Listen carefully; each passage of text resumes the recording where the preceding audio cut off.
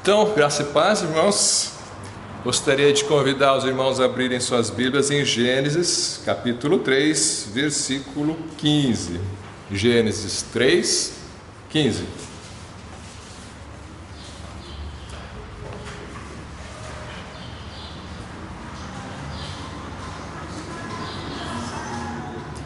E porém inimizade entre ti e a mulher, e entre a tua semente e a sua semente. Esta te ferirá a cabeça, e tu lhe ferirás o calcanhar. Texto bastante conhecido do Velho Testamento, para introduzir o assunto dessa manhã, que está na sua programação aí, do mini curso Harmonia dos Evangelhos, que estamos fazendo aqui na EBD, né? Você pode ver então aí que hoje seria o assunto, o anúncio do nascimento de Jesus. Está aqui marcado, a passagem é Lucas 1, de 26 a 38, tá? Lucas, por que eu comecei com Gênesis então? Por causa dessa profecia sobre a semente da mulher, né? Nós sabemos que Jesus Cristo é essa semente da mulher que esmagaria a cabeça da serpente, né? Porém, é Deus falando com a serpente, né? Porém, inimizade entre ti, que é a serpente, e a mulher, e entre a tua semente, ou seja, a semente da serpente, e a sua semente, que é a semente da mulher. É bom conhecer português aqui, né? A língua portuguesa ajuda a gente na leitura, né? Tua semente é diferente de sua semente. A gente, quando está falando, fala sua para tudo, né? Hoje em dia a gente mistura tudo. Mas na Bíblia, quando você está lendo, tua semente é uma coisa, sua semente é outra coisa completamente diferente. Tua quer dizer a serpente. Sua quer dizer a dela, a mulher, tá? Então é a semente da serpente contra a semente da mulher.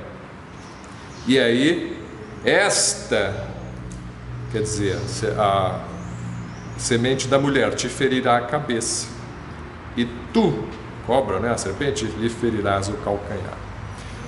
Então nós cremos que aqui é a profecia para Jesus Cristo, que viria a semente da mulher, viria a esmagar a cabeça da serpente, que é Satanás, e ele faz isso na própria cruz, quando a serpente aparentemente está mordendo o calcanhar de Jesus, o Filho de Deus, e também, ao mesmo tempo que é Filho de Deus, ele é semente da mulher.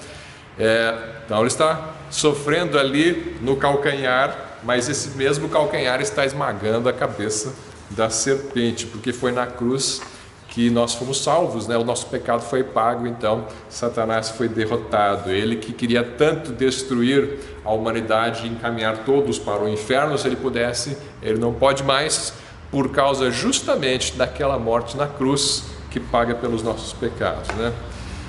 Então, este descendente é que nós queremos estudar essa manhã. E essa história aqui do Gênesis é super importante, porque ela vai aparecer ao longo da história antes de Cristo em muitos povos, histórias parecidas com essa daqui, tá?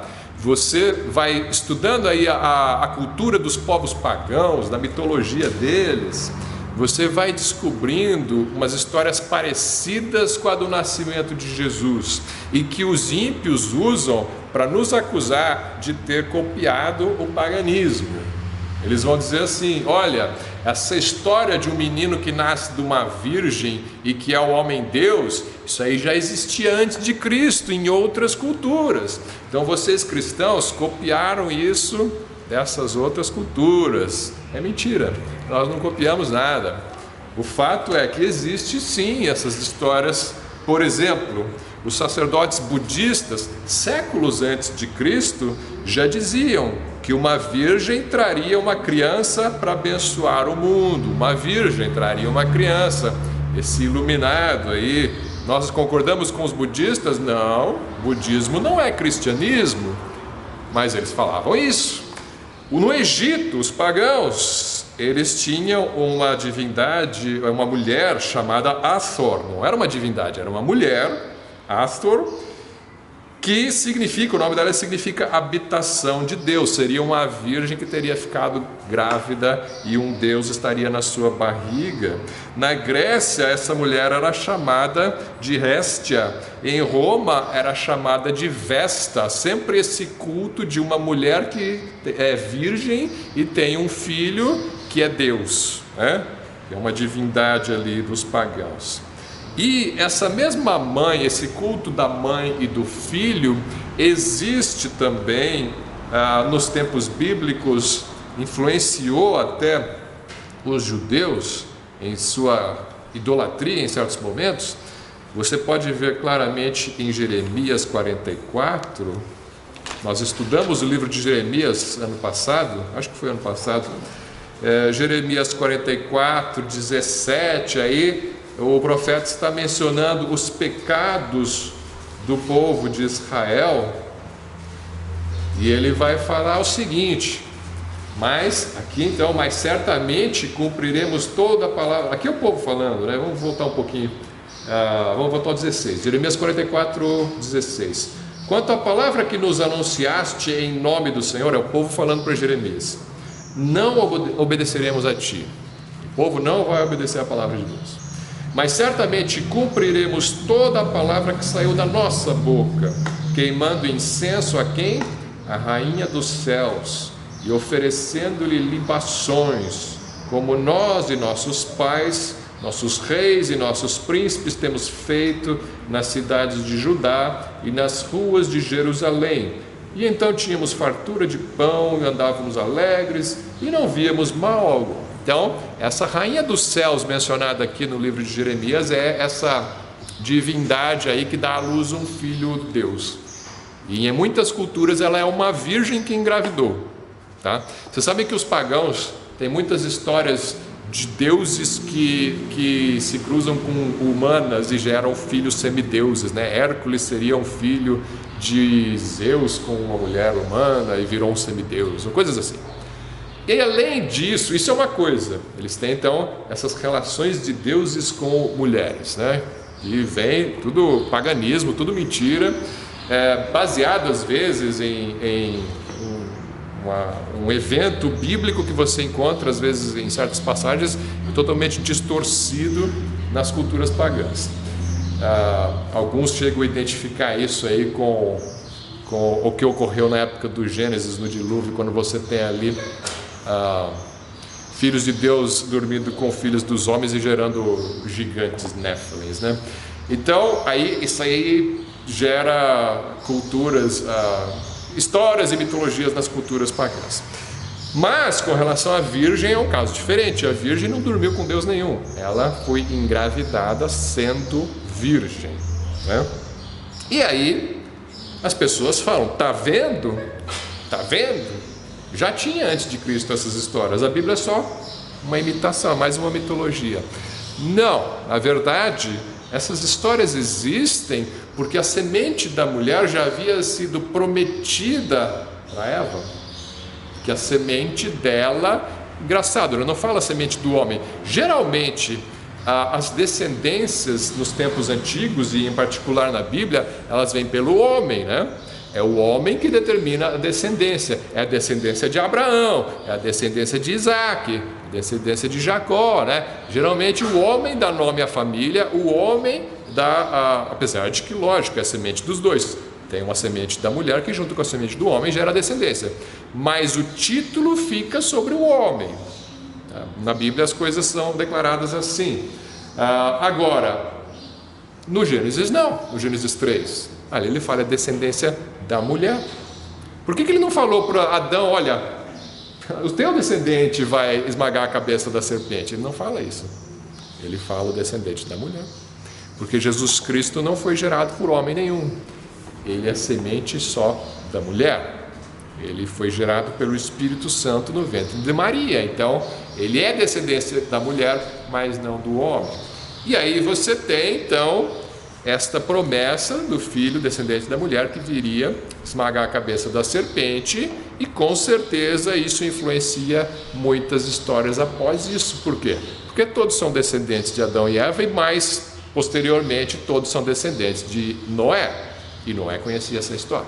Então ela passa de pai para filho, e aí as tribos e os povos se separam ali em Babel, em outras épocas, cada um vai para o seu lado, cada um desenvolve o seu paganismo, mas as ideias antigas ficam na cabeça, né? Elas ficam na cultura desses povos, e eles vão escrevendo então suas lendas, eles vão corrompendo a história verídica e gerando sua mitologia, e criam um monte de deuses e um monte de fantasias no meio dessa história. Mas a origem vem de uma verdade, que de fato o filho da Virgem esmagaria, ele seria o libertador, ele que seria o libertador. Então, se você quer saber a verdade, é muito curioso, muito interessante essas histórias todas dos outros povos, mas elas são fantasias. Se você quer saber a verdade, vá nesse livro aqui, né? Esse livro aqui vai te trazer a história verídica, de onde partiram as outras ficções, né? De onde vieram as distorções e as ficções, tá? Então, voltando agora, tendo feito essa introdução, vamos lá para aquela que nós não chamamos de Rainha dos Céus, como alguns chamam, mas que de fato foi a Virgem que deu à luz o Messias, o ungido de Deus. Lucas 1. Vamos dar continuidade à leitura da semana passada. Se você não veio na semana passada, assista o vídeo que está no YouTube, no meu canal,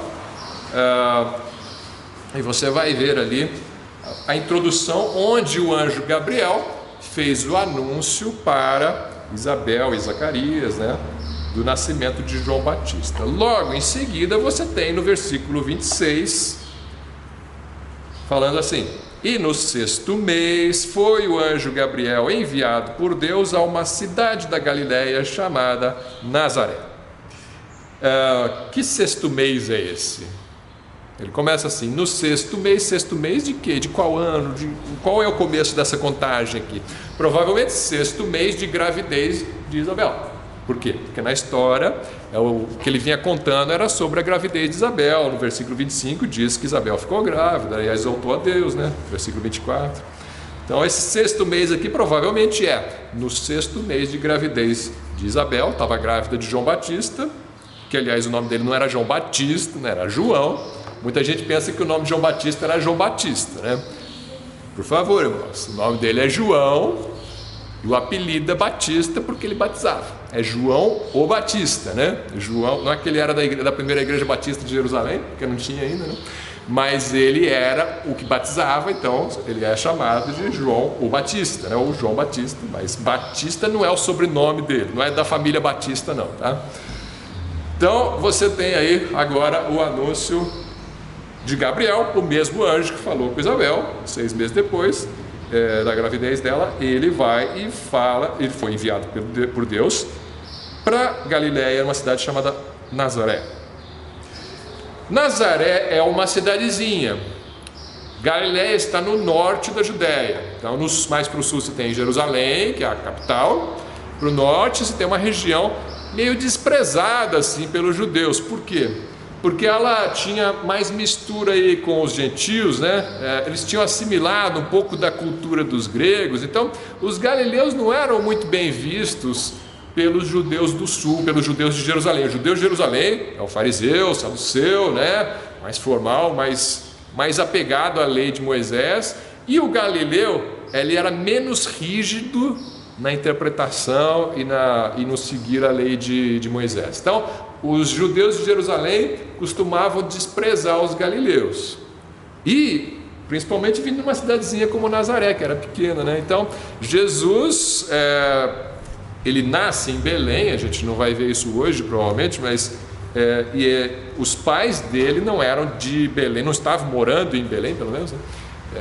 José nasceu em Belém, mas ele não estava morando em Belém, estava em Nazaré, uma cidade pequena da Galiléia. Então não tem pompa, não tem muita pompa e circunstância aqui na família de onde veio o Messias. Se por um lado João Batista é filho de sacerdote, né? Zacarias era sacerdote, nasce em Jerusalém, na capital, etc., né? Já Jesus é filho de carpinteiro, filho adotivo de um carpinteiro, né? Porque José não gerou ele, né? tinha fama de ser bastardo, né? Jesus tinha fama de bastardo, por quê? Porque se não é filho de José, é filho de quem? Quem é que vai acreditar que é filho do Espírito Santo, né? Eles não acreditavam na época. Então, Jesus nasce num contexto de desprezo. João Batista não. João Batista nasce num contexto de respeito. É filho do sacerdote Zacarias, né? Jerusalém. Apesar de que depois ele vai seguir o caminho dele e vai ser perseguido por causa da sua fidelidade. Mas Jesus já nasce rejeitado. Ele já é concebido de uma família de carpinteiro, de Galileu, né? Em Nazaré, não tem, e sem o pai biológico conhecido, né? Ninguém conhece o pai biológico desse menino, né? Essa era a fama dele. Mas vamos continuar. Você tem aí, versículo 27, o anjo Gabriel foi lá a uma virgem desposada com um homem, cujo nome era José, da casa de Davi, e o nome da virgem era Maria. Então, José, apesar de ser de uma cidadezinha da Galiléia, mas ele tinha sangue real, né? Ele era da casa de Davi. Tá aí tudo bem.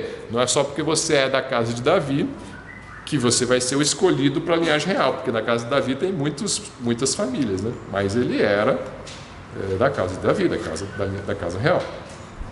Essa virgem, a virgem desposada, né? Eu sei que os irmãos já ouviram essa explicação, muitos de vocês, mas vamos repetir. O que é uma virgem desposada na época da Bíblia? Aqui na Bíblia, virgem desposada, então, na cultura da época entre os judeus, a menina, quando chega na puberdade, entrou na puberdade, ela tem uma mudança na sua vida, né? Ela agora está apta para casar, porque ela já está fisicamente apta para casar.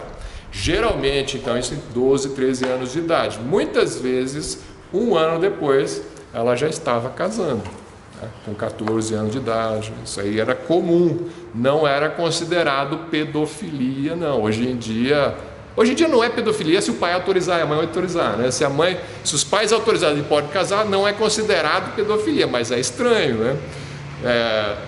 Mas na época era comum, na época não era estranho. As meninas já eram crescidas, já eram educadas assim, não era espanto para ninguém, na verdade era uma ansiedade até, né? Quero chegar logo a esse momento para casar, né? Então, se você assistir alguns filmes, a gente estava assistindo um filme indiano outro dia, que mostrava a menina na puberdade. Eles faziam uma festa com a menina na puberdade, né? As mulheres todas da tribo ali da vila fazem uma festa, porque a menina entrou na puberdade, né? Agora já pode casar, né? Então, ainda em alguns lugares do mundo é assim também hoje em dia. Então aqui era o caso. Nós não sabemos a idade de Maria, não sabemos a idade, mas provavelmente era bem jovem, né? E ela era virgem desposada. O desposado era um compromisso de casamento, parecido com o noivado de hoje, mas não igual. Por quê? Porque o noivado de hoje, o que é?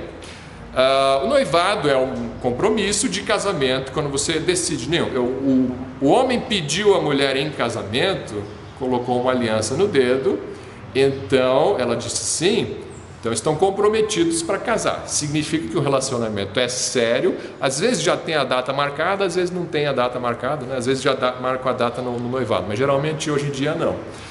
Mas esse compromisso você pode desfazer, sim, até de uma maneira informal. Você não precisa ir num cartório para desfazer um noivado hoje, né? Brigou com a noiva, resolveram separar, separou, né? Agora, na época não era assim. Quando você assumia um compromisso de noivado, de casamento, estava desposada. Desposada aqui não quer dizer que era esposa consumada já, quer dizer que estava acordado. Eles não moram juntos ainda, mas já estão civilmente, era como se estivesse já casado, tá? Civilmente, não fisicamente, mas civilmente já estava. Para romper um noivado destes, era necessário um termo de divórcio. Uma carta de divórcio era necessário ser feita.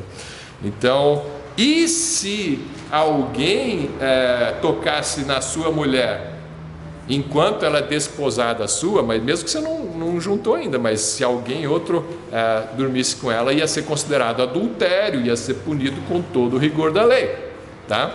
Você vê isso lá em Deuteronômio 22, por exemplo. Vamos ver, Deuteronômio 22, 24 a 25.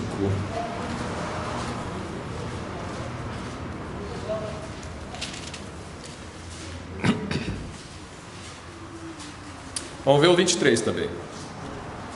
Deuteronômio 22, 23.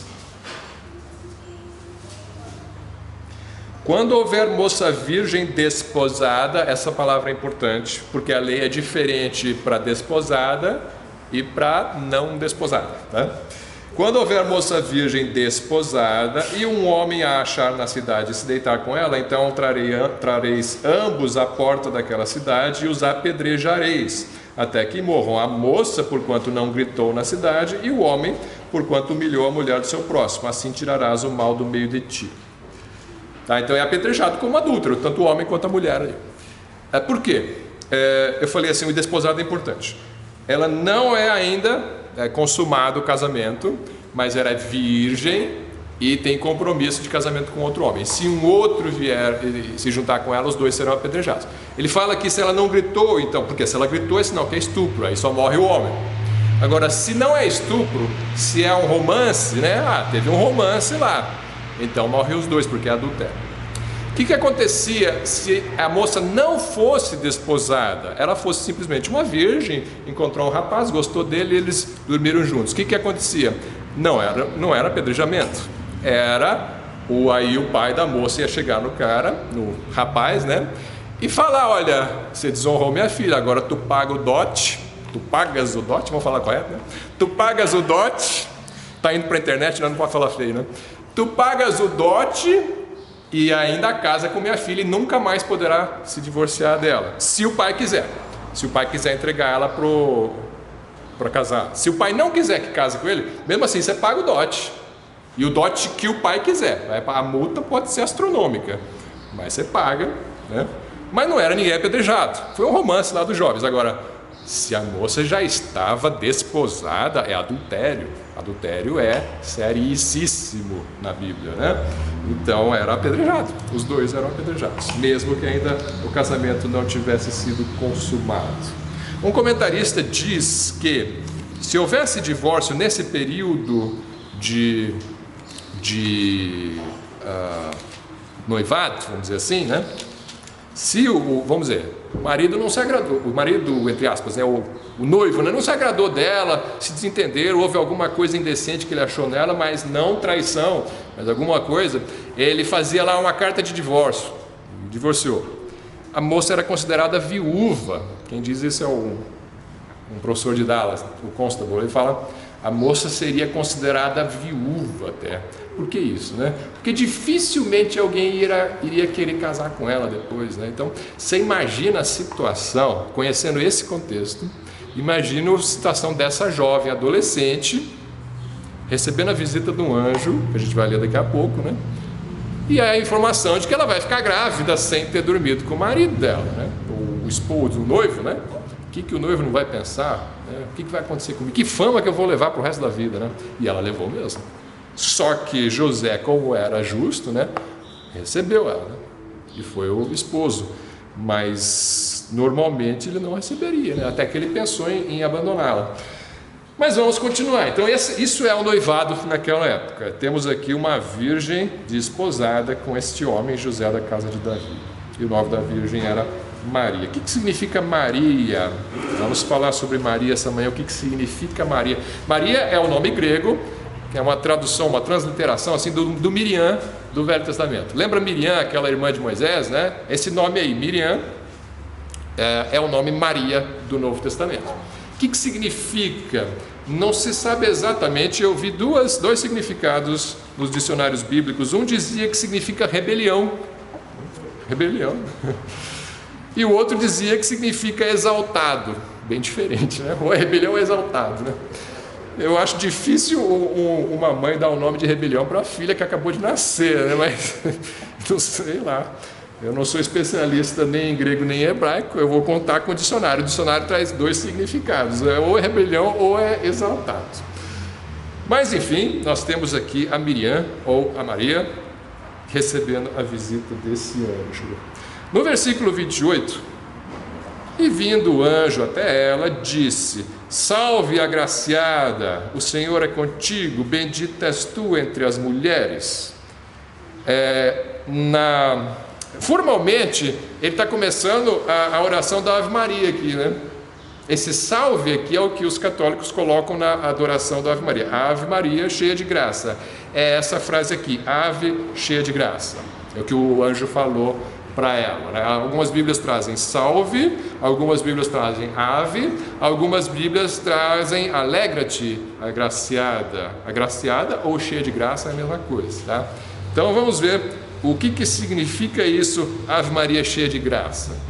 Não é errado você falar Ave Maria cheia de graça, é errado você falar isso em oração para ela hoje, né? Ela não está te ouvindo, ela não é deusa para ouvir suas orações. Então não adianta você falar Ave Maria cheia de graça, a Maria não está ouvindo isso, ela não é deusa, ela não é onipresente, onisciente, que ouve todo mundo em todo lugar ao mesmo tempo, só Deus faz isso. Mas a frase em si é bíblica, a frase em si ela é verdadeira e ela é bíblica, ela está aqui, ave agraciada ou cheia de graça. Então esse ave aí é o Jairo, que significa justamente alegra-te, tem um sentido, é como uma saudação.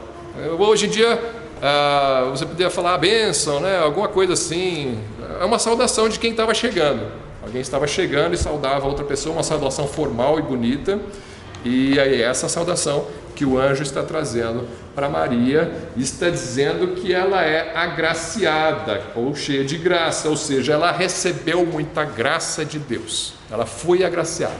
Quando fala Ave Maria cheia de graça aqui, não quer dizer que ela está cheia de graça para te dar, então peça para ela que ela vai te dar muita graça. Não é este o sentido. O sentido, ela foi agraciada por Deus. Deus deu muita graça ou muita bênção para ela. Qual é a bênção? Ele vai falar. Essa é a bênção, que ela vai ficar grávida do Messias. Né? Bênção maior, como que poderia uma virgem esperar uma bênção maior do que essa na época, né? Então, Ave Maria cheia de graça significa: saudações Maria, você é muito agraciada por Deus. É isto o significado do texto. O Senhor é contigo, o Senhor está com você, não se assuste. Bendita és tu entre as mulheres. Por que bendita és tu entre as mulheres? Porque dentre todas as virgens de Israel, somente você foi a escolhida para trazer o Salvador do mundo. Essa é a bênção de Deus que nenhuma outra recebeu. E por que Maria? Oi? Entre todas as mulheres de Israel, de todos os tempos, de toda a humanidade. Exatamente, porque Jesus poderia ter nascido em qualquer época, né? Poderia qualquer geração. Então conta aí quantas gerações já havia desde Eva, ou então se você quiser pensar desde Abraão, Isaac e Jacó, quando se formou a nação de Israel, ou então depois de Davi, onde tem a promessa do rei davídico que viria. Mesmo assim, contando de Davi para frente, poderia ser qualquer geração, e qualquer uma da casa de Davi. Cremos que Maria era também, assim como José, Maria era da tribo de Davi. Mas eram muitas mulheres, muitas gerações. Por que Maria? Então, se ela é cheia de graça, por que ela? Porque ela foi a escolhida. Vamos pensar um pouquinho sobre isso. O que Maria tinha para ter sido escolhida? O que ela tinha de especial? Por que Deus, ou será que ela tinha algo de especial? Porque ela era melhor do que as outras garotas de Israel, ela era mais obediente aos pais, ela era mais obediente à lei de Deus, à Torá, ela foi concebida sem pecado. Será que houve uma imaculada conceição, como eles dizem, onde ela foi gerada sem pecado? Porque assim se diz na igreja de Roma, que ela foi gerada sem pecado. Os católicos romanos dizem que para Jesus encarnar no ventre de Maria, ela precisaria estar livre do pecado original. Por quê? Porque o Messias, o Filho de Deus, não pode entrar num ventre que está corrompido pelo pecado original, aquele pecado de Adão que passa de pai para filho. né? Nós somos pecadores porque nossos pais pecaram, Adão e Eva. Davi disse: em pecado me concebeu minha mãe. Oi? Descendência de Davi não seria uma causa? Como? Descendência de Davi não seria? Seria o motivo dela ser escolhida. Ah, sim, uma das coisas é essa, claro, bem observado. Por que Maria? Porque é da casa de Davi, tinha que ser da casa de Davi. Então, essa é uma das coisas. Dentre as mulheres da casa de Davi, por que Maria? Né? Então, uns vão dizer que ela foi gerada sem pecado, porque Davi mesmo disse: em pecado me concebeu minha mãe, né?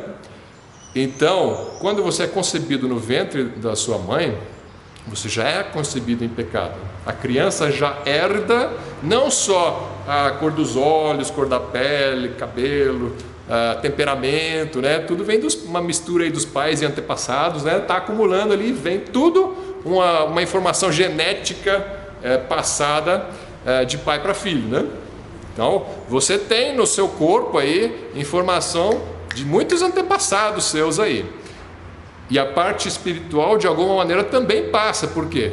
Porque a sua personalidade também parece com a personalidade, às vezes, do seu pai, da sua mãe, né? As coisas que a gente não sabe explicar. Por que não só o físico, né? O físico passa pelos genes, né? Mas e a personalidade? Passa como de pai para filho? A gente não sabe, mas passa de algum jeito.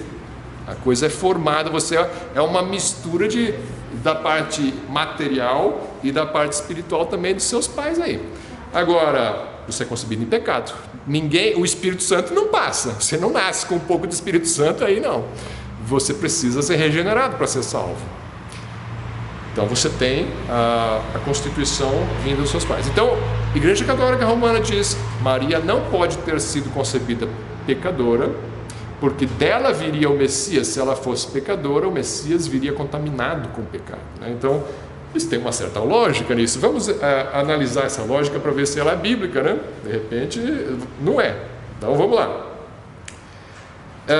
O dogma de que a Maria foi concebida sem pecado só foi decretado pelo Papa Pio IX em 1854. Então, uma doutrina razoavelmente recente, né? Se você pensa que já temos aí cerca de 2000 anos de história do cristianismo, por que é que só em 1854 que isso foi decretado? É bem verdade que no século IV já tem alguns que defendiam isso, tá? É uma doutrina que vem mais lá de trás. Na Bíblia ninguém falou isso. Na Bíblia ninguém falou isso. Qual é a base bíblica que a Igreja de Roma usa para justificar a Imaculada Conceição de Maria? Uma delas eu separei aqui 3 passagens que eu encontrei na literatura deles. Uma delas é Cantares de Salomão, capítulo 4, versículo 7, eu vou ler. Cantares 4, 7.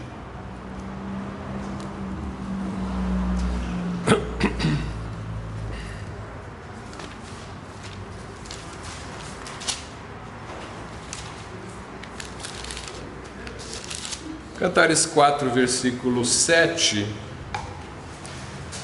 o noivo falando para a noiva, né? Aqui já não lembro se eles já casaram ou se estão para casar. Aqui tem uma história de um casamento, né? Mas enfim, ele fala assim da moça: tu és toda formosa, meu amor, e em ti não há mancha. É um poema de amor, e ele está falando para a moça: tu és toda formosa, meu amor, e em ti não há mancha. A igreja, então, de Roma, o próprio Papa Pio, se eu não estou enganado, ele usa esse texto na justificativa do dogma que foi decretado. Ele falou: tá vendo, isso aqui é uma referência a Maria que viria a nascer séculos depois, né? Que ela é uma mulher em que não há mancha. Bom, não sei se eu preciso comentar muito isso aqui, mas se você ler o livro de Cantares, você vai ver que essa moça não é virgem.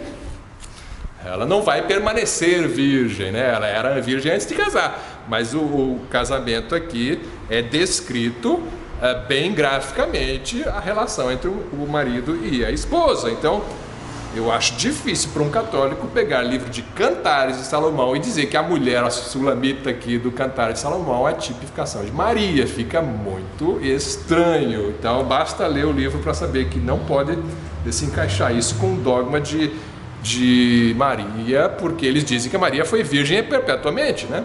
que mesmo depois que Jesus nasceu, continuou virgem para sempre e nunca dormiu com Maria. Bom, outro texto que eles usam, Jó capítulo 14. Jó capítulo 14, versículo, acho que é o 4. É esse aqui. Jó 14, 4. Quem do imundo tirará o puro? Ninguém. Está vendo? Quem do imundo tirará o puro? Ninguém. Você não tira coisa pura de alguém imunda. Se Maria fosse pecadora, nascida em pecado, como é que você vai tirar um puro de lá de dentro, que é Jesus? Como é que Jesus, que é puro, vai sair de um ventre imundo, que é de um ventre de pecadora, né? Ninguém, isso não acontece. Jó falou. Então, o ventre de Maria teria que ser puro para que Jesus pudesse nascer uma coisa pura de um ventre puro. Qual que é o problema com essa lógica? Qual é o problema? Tudo bem, Jó falou, de fato, está na Bíblia, é correto. Qual é o problema de aplicar isso com Maria e Jesus? Os pais dela teriam que ser puros. Os pais teriam que ser bem observados, né? Por quê? Você está me dizendo que Maria pura saiu de um ventre impuro, mãe de Maria. Então, se Deus pode fazer isso com Maria, por que Deus não pode fazer isso com Jesus? Porque, se o católico diz que a Maria nasceu sem pecado original, vindo de um ventre que não era sem pecado, que é a mãe dela. Como é que Deus consegue fazer isso com Maria e Deus não conseguiria fazer isso com Jesus? Tirar um Jesus puro de um ventre de uma pecadora. Se ele consegue fazer com Maria, por que não pode fazer? Então, eles teriam que fazer o seguinte: então a mãe de Maria também é imaculada, a avó também, a bisavó, até chegar em quem? Até chegar em Eva, mas Eva não era pura. Então, em algum lugar, Deus tem que ter feito isso, né? Tirar um puro de um impuro. Só que a Bíblia diz que Deus fez isso uma vez, com Jesus, tirando um santo de um ventre de uma pecadora. Tá? Deus pode fazer isso. Jó está correto, a regra é essa. A regra é, de um impuro você não tira puro. Mas existe uma exceção na história, que é Jesus Cristo, que foi gerado pelo Espírito Santo. Deus tem esse poder. O terceiro e final argumento bíblico para a Imaculada Conceição de Maria seria em Deuteronômio capítulo 10, versículo 3. Deuteronômio 10, 3. Parece que não tem nada a ver com Maria aqui o assunto, né? Mas vamos ver a conexão. Deuteronômio 10, 3. Assim fiz uma arca de madeira de acácia e alisei 2 tábuas de pedra como as primeiras e subi ao monte com as 2 tábuas na minha mão. Essa é a argumentação de que Maria foi concebida sem pecado. Aonde é que está Maria aqui? Maria é a arca na visão católica romana, não na nossa, mas na visão católica romana, Maria é a arca de madeira de acácia. A acácia é um tipo de madeira muito resistente, que não se corrompe.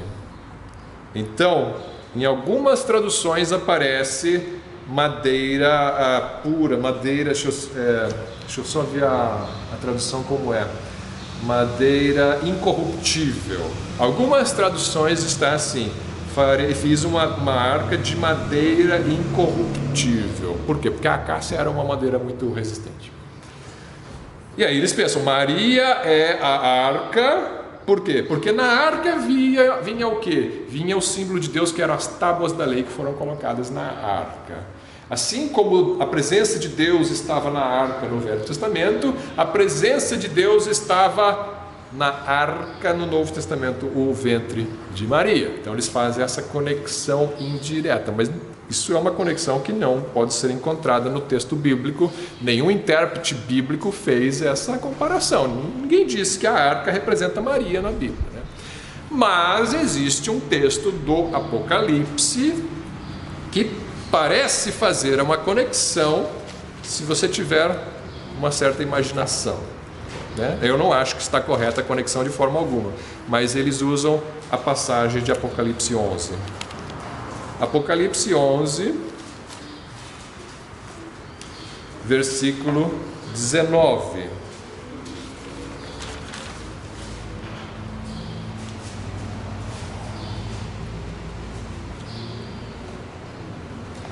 Apocalipse 11, 19 vai terminar assim: e abriu-se no céu o templo de Deus, e a arca, olha a arca aí, aquela arca de Moisés, né? A arca da sua aliança foi vista no seu templo, e houve relâmpagos e vozes e trovões e terremotos e grande saraiva. E vamos continuar a leitura. E viu-se um grande sinal no céu, uma mulher vestida do sol, tendo a lua debaixo dos seus pés, e uma coroa de 12 estrelas sobre a sua cabeça. E versículo 5: e deu à luz um filho homem, que há de reger todas as nações com vara de ferro. E o seu filho foi arrebatado para Deus e para o seu trono. Olha só, a conexão é tão indireta que eu tenho que explicar de novo. Moisés fez uma arca de madeira de acácia, e eles dizem que a acácia pode ser traduzida como incorruptível, então a arca era de madeira incorruptível. No Novo Testamento, o Apocalipse diz que no céu tinha uma arca, e depois de dizer que não tinha uma arca, também tinha uma mulher. Então eles associam, dizem que a mulher é a arca. O texto não diz que a mulher é a arca, mas eles dizem, a mulher é essa arca aí. E essa mulher, então, tem uma coroa no céu, então é a rainha dos céus, tem uma coroa, né? Rainha. E ela deu à luz um filho. Quem é que deu à luz o filho homem que há de reger as nações? É a mulher. Então o filho é Jesus, então a mulher é Maria. Maria então é a arca, e a arca é incorruptível lá no Velho Testamento. Então Maria foi concebida sem pecado. É uma longa viagem para chegar nessa conclusão, né? Precisa de muita imaginação, né? Muita vontade de acreditar que a Maria foi concebida sem pecado. Mas o fato é o seguinte: a Bíblia nos diz inúmeras vezes que Jesus Cristo era santo e sem pecado. A Bíblia nunca diz que Maria era santa sem pecado. Ela era santa porque foi escolhida por Deus e foi purificada por Deus, salva por Deus. Mas em momento algum, em lugar nenhum da Bíblia diz que ela foi concebida sem pecado. E nem essa mulher aqui do Apocalipse, que não é Maria, no meu modo de ver, ela é Israel, mas isso é uma outra história. Se quiser acreditar que é Maria, mesmo essa, se fosse Maria, ela não foi venerada aqui por João nem por ninguém. Não existe na Bíblia nenhum texto em que a Bíblia ensina as pessoas a prestarem culto a Maria, nem durante a sua vida, nem depois da sua morte.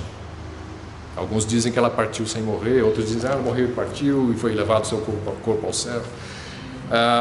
Não existe. Se fosse uma doutrina bíblica, os apóstolos teriam ensinado para nós: olha, venere Maria, ore para Maria, invoque Maria, esteja com Maria. Não tem uma palavra na palavra de Deus dizendo da igreja depois. A Maria, depois que Jesus nasce, ela é mencionada algumas vezes nos evangelhos, inclusive, pelo menos uma delas, ela é mencionada de maneira negativa. Qual foi essa vez? A gente tem uma passagem em Marcos capítulo 3. Marcos capítulo 3, versículo 21. Ela era uma mulher como qualquer outra, assim, temente a Deus, escolhida por Deus. Os católicos ficam ofendidos se você disser uma mulher como qualquer outra, mas sinto muito, é descendente de Eva como qualquer uma de vocês. Ela, Marcos 3, 21, essa mulher, santa mulher de Deus, temente a Deus, mas concebida em pecado, ela cometeu um erro. Marcos 3, 21, o que está acontecendo? Jesus está muito atarefado ali no seu ministério, e muita multidão se aglomerando, de forma que ele nem consegue comer. Versículo 20 diz, Marcos 3, 20, foram para uma casa e afluiu outra vez a multidão, de tal maneira que nem sequer podiam comer pão. Não tinha tempo nem para comer. E quando os seus ouviram isto, saíram para o prender, porque diziam: está fora de si. Os seus parentes ali.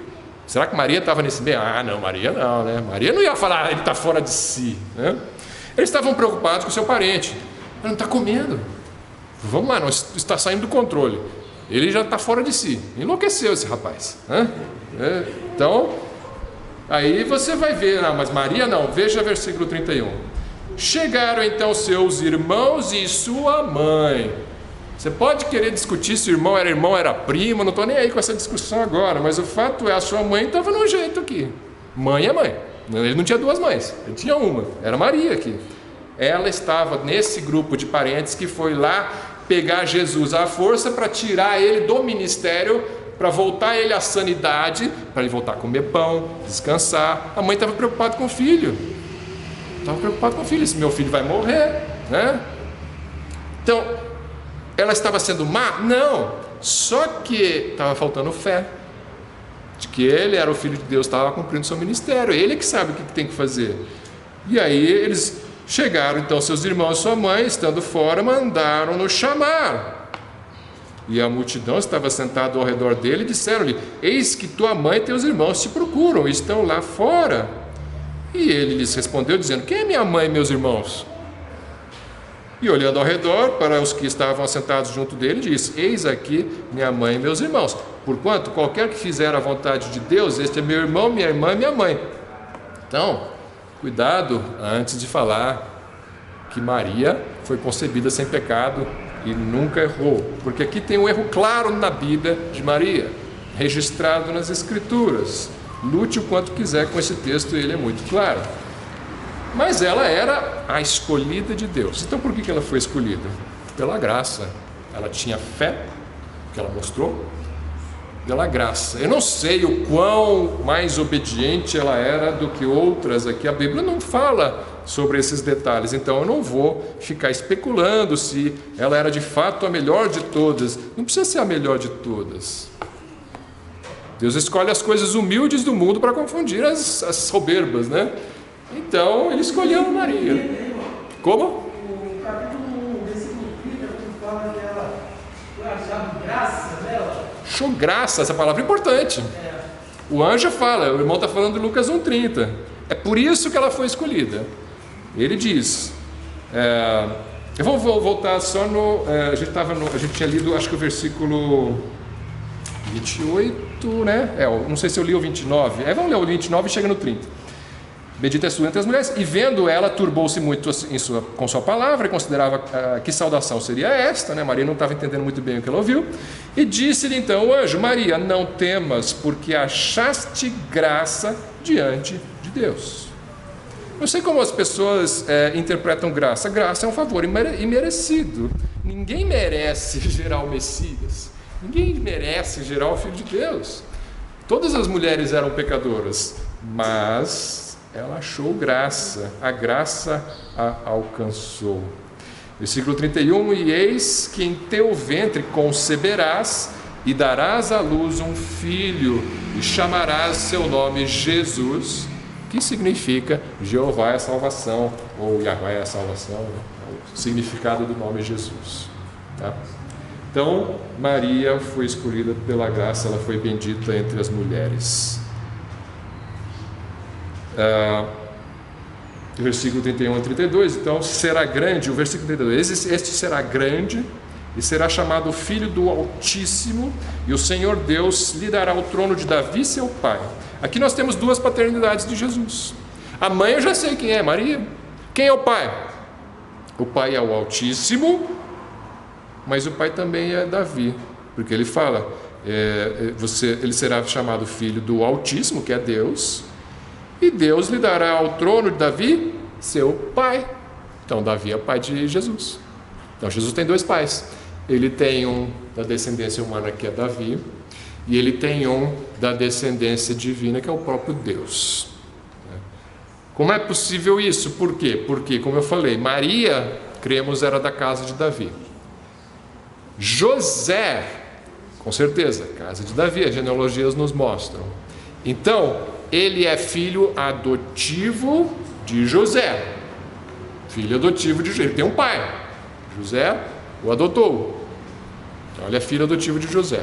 E ele é gerado pelo Espírito Santo. Então, ele tem um pai biológico, que é Deus, e ele tem um pai adotivo, que é José, da casa de Davi.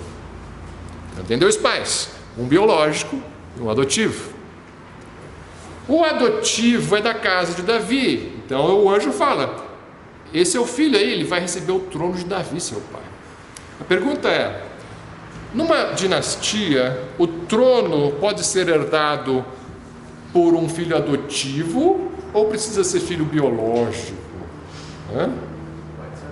Pode ser adotivo. Ele tem o direito do pai. Se o pai quiser dizer: esse é meu filho e eu dou tudo para ele, ele vai receber. Como é que eu sei disso na Bíblia? Porque Jacó, quando vai abençoar seus filhos no final da vida, nós já vimos isso, ele pega quem? Ele pega os filhos de José, Efraim e Manassés, e ele adota. Nós vimos essa passagem lá no Gênesis, né? Gênesis 48, 5.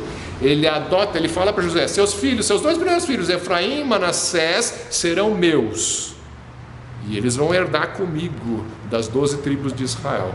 E eles receberam o nome até hoje. Efraim e Manassés são das 12 tribos de Israel. Ele adotou e passou todos os direitos de filho de Jacó, foram para ele. Então Jesus, sendo filho adotivo de José, da casa de Davi, ele tem direito a receber tudo que é de José. Então ele tem esse direito, sim. E ele é filho de 2 pais, né? O que é o trono de Davi? Então, uma das coisas que ele vai receber por parte do pai físico aqui: o trono de Davi, seu pai. O que é o trono de Davi? Bom, Jesus veio, nasceu, cresceu e morreu. Quando ele esteve aqui, ele não sentou em trono nenhum. Morreu sem herdar esse trono. Só que se você for ler o livro de Atos, nós não vamos ler porque o nosso tempo está acabando, mas livro de Atos lá, no Atos capítulo 2, 32 e 34, você vai ver ali Pedro falando da ressurreição de Jesus, filho de Davi, que ressuscitou e está à destra de Deus. Na exaltação ele está sentado à destra de Deus até que Deus coloque os seus inimigos por escabelo dos seus pés. Então ele está no céu hoje num trono de Deus, mas esse trono de Deus ainda não é o trono de Davi. Ele é um trono onde ele está o quê? Aguardando até que Deus coloque os seus inimigos aqui na terra, que tem muitos inimigos hoje, até que Deus coloque os seus inimigos debaixo dos seus pés. Aí ele volta para a terra para assumir o trono de Davi, já com seus inimigos derrotados. Então Jesus vai voltar um dia, ou ele já está no trono de Deus, mas um dia ele volta para assumir o trono de Davi, que não é lá no céu, né? Davi nunca sentou em trono nenhum lá no céu. Ele vai voltar para sentar-se no trono de Davi, aqui na terra, no milênio, quando ele vier reinar. Mas é isso, essa é a promessa do anjo para o filho de Maria. Versículo 33: e reinará eternamente na casa de Jacó, é Israel, nação de Israel, e o seu reino não terá fim. Quer dizer, o milênio vai até o fim do mundo. Ele vai reinar na casa de Israel, na casa de Jacó, até o fim do mundo. E depois, nos novos céus e nova terra, ele continua reinando, né? E versículo 34: e disse Maria ao anjo: como se fará isto, visto que não conheço homem algum?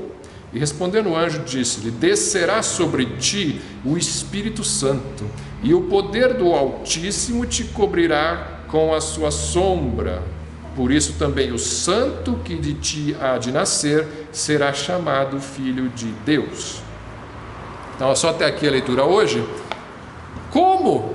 Não conheço homem nenhum, como é que eu vou? Veja que Maria não duvidou de que ia acontecer. Ela não pediu um sinal, como Zacarias pediu no caso de João Batista, né?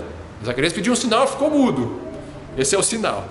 Mas Maria não pediu sinal, ela não duvidou que ia acontecer, ela só não entendeu como. E ela perguntou. E o anjo foi carinhoso com ela. Com Zacarias ele foi bem duro, né? Com ela, uma criança ainda, né? Uma adolescente. Criança é para nós, né? Para eles não era criança não, né?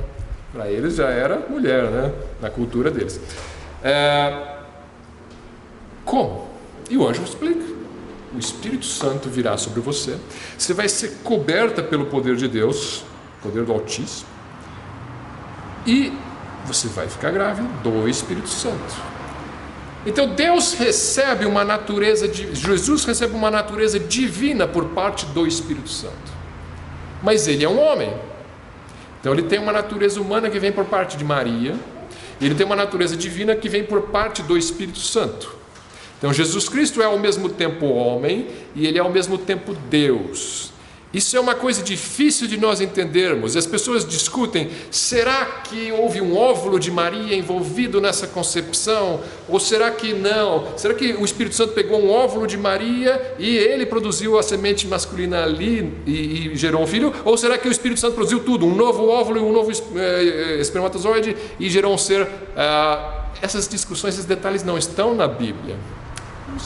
Não é errado você pensar no óvulo da mulher, porque é a semente da mulher, a palavra que é usada no Gênesis. Então eu não vejo problema com isso, mas eu não posso ensinar isso categoricamente, porque o texto não dá esses detalhes. Essas curiosidades humanas aí, não sou capaz de responder, mas eu sei que ele é gerado pelo Espírito Santo numa virgem, e este bebê que vai ser gerado vai se alimentar por meio do cordão umbilical do sangue de Maria. Então ele é uma pessoa. É importante enfatizar isso. Ele é 100% homem, ser humano, com todas as necessidades físicas que um ser humano precisaria, mas ele também é Deus. Ele não deixa de ser Deus nessa encarnação. Ele é gerado pelo Espírito Santo e ele tem as duas naturezas coexistindo no mesmo ser. E nós vamos voltar a falar sobre isso nas próximas aulas. Como isso é possível? Você ter um ser que é ao mesmo tempo homem e ao mesmo tempo Deus. Veja que Paulo fala que Jesus Cristo é o mesmo hoje, ontem e eternamente. E Jesus Cristo já existia antes. Então sua natureza divina ela não se alterou quando ele vem aqui. Ele é o mesmo ontem, hoje e eternamente. Mas ele recebe uma natureza humana, e este é um mistério. Como ele pode ser imutável e eterno, e Deus, e ao mesmo tempo, em algum ponto da vida, receber um corpo humano, e ter necessidades físicas, e precisar de alguém para trocar suas fraldas, e precisar de alguém para dar o peito, e precisar de alguém para ensiná-lo e alimentá-lo, como qualquer ser humano. Então nós vamos voltar a esses assuntos nas próximas aulas, se Deus quiser, pensando na união das duas naturezas do Filho de Deus e pensando também no que ele se esvaziou. Quando ele desceu da glória e veio aqui para o mundo, ele se esvaziou de alguma coisa. Do que será que ele se esvaziou para se humilhar aqui na terra? Vamos encerrar com uma oração então. Nosso Deus, te louvamos, te agradecemos pelo estudo que nós tivemos da Tua Palavra também. Te adoramos, Senhor Jesus, pela Tua vida e pela Tua missão entre nós, pela Tua morte por nós. E exaltamos o Teu santo nome e nós queremos sempre proclamar a verdade do Teu nascimento virginal, da Tua pureza, da Tua santidade e da Tua obra entre nós, sem errarmos, sem propagarmos heresias, ficando com aquilo que a Bíblia diz, não acrescentando as Escrituras. Por mais que tenhamos dúvidas de muitas coisas, nós queremos sempre enfatizar que cremos naquilo que o Senhor deixou registrado para nós na Bíblia. E é isso que nós queremos propagar, de contar para as outras pessoas, ó Deus, da beleza, do amor do Senhor pela humanidade, e enviar Teu próprio Filho para passar por tudo isso em nosso lugar, em nosso favor. Exaltamos a Tua pessoa, em nome de Jesus Cristo. Amém.